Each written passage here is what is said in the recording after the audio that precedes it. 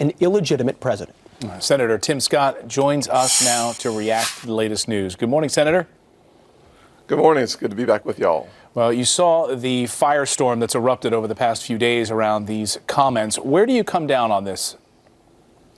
I think two things are completely clear. Number one, John Lewis is without any question not only a civil rights hero, but an American hero. And number two, Donald Trump is the legitimate president of the United States and will be sworn in on Friday. What I think is very concerning for both sides and for the American people should be the fact that we're starting to play a game of verbal Russian roulette that will not help this country come together.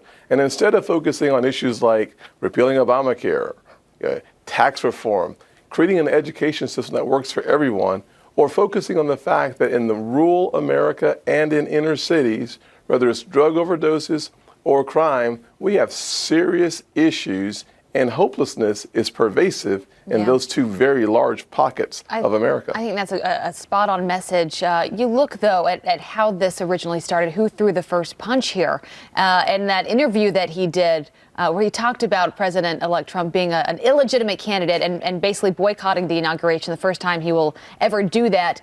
Is John Lewis immune to criticism, you think? I'm not sure that he's immune to criticism. I think how we respond to criticism is very important, however. I think, no doubt, I disagree with what he said. I think he should be president at the inauguration.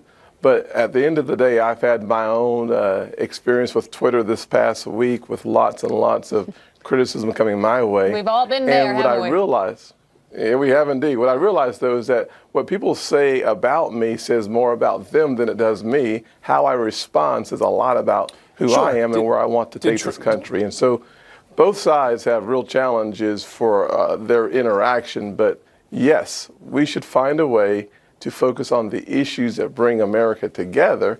And unfortunately, the weekend that we celebrate the life and the sacrifice of the Reverend Dr. Martin Luther King Jr. and the notion that somehow all of God's children, black ones and white ones, brown ones and red ones, should join hands and sing with new meaning. I think we should focus on that future, and unfortunately, I have not seen that. How do you focus on that future and coming together when you've got, I mean, speak bluntly to this, when you've got one part of the country or one side of the spectrum saying we won't even accept you. We're going to protest you before you're even in office. We're not going to attend your inauguration. We're taking our ball and going home. You can talk all you want about healing, but if they won't play ball, what can you do? So what's your message to Democrats that are not even willing to reach out a hand? Well, without any question, I say to my friends there on the left that it's very important for us as leaders, especially as leaders, not to play a petty game of who's at fault. One thing I have sat through is a lot of briefings on the Russian hacking scandal. There's been one thing that's come completely clear out of that deep dive into the information. There's not even a hint of evidence that I've seen that suggests that any of the Russian hacking and or impact had any impact on the outcome of the election. So we should focus on the fact that President Trump has an agenda to bring this country together.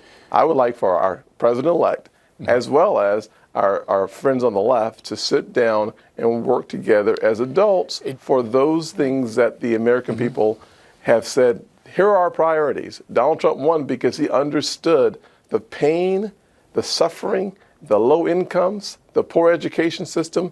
He understood those issues. He spoke to those issues in an attractive way at times and in a clear way at other times. Well, Senator, that's what we want. We have some tough confirmation hearings coming up this week, and Betsy DeVos being targeted by Democrats ahead of these confirmation hearings. We've been hearing trouble with other confirmations. Do you think she's going to have much opposition in the education department? Absolutely.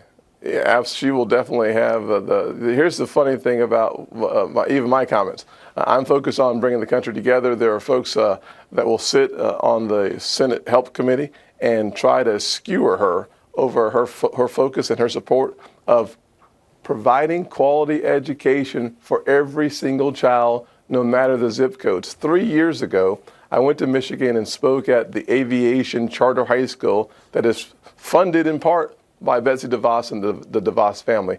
These are folks who've been committed to providing quality education to at-risk kids not for a year, not for 2 years, but 3 decades almost.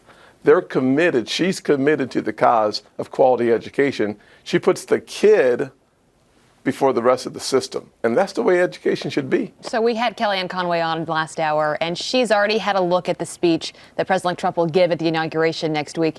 She said it's a short one. She said it's about bringing this country together. What advice would you give him? What message do you want to hear?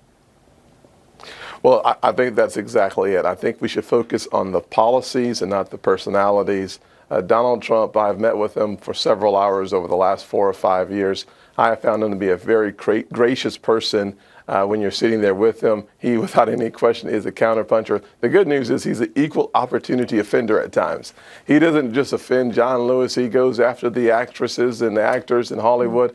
If you hit him, he's going to hit you back. So that's something we'll have to get used to. But I think what we'll hear in that speech, which will be a lot of fun, is his focus on how to provide opportunities for rural America and for inner cities. Sure. How to have a tax code that works for this country's competitive position in a global economy. Senator, we've only got 10 seconds. Of all the nominees, are there any you wouldn't support that Trump's put forward? Yeah, I have not seen one that I would emphatically deny my support to. These guys and gals are very smart, very intelligent, and I think will serve well. All right, good to have you here this morning. Thanks, Senator. Thanks, yes, Senator. ma'am. Good to see you. Enjoy the rest of your Have Sunday. a great day. All right, come